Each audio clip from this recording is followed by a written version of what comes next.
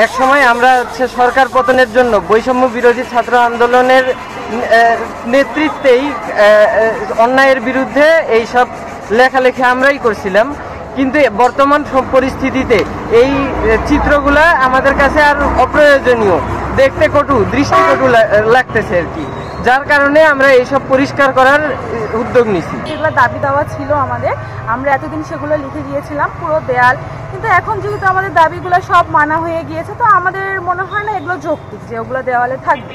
তো আমরা আমাদের সেই লেখাগুলোকে উঠিয়ে অনেক সুন্দর একটা রং রূপে ধারণ করা যায় যেন, সেটা দেখতেছি।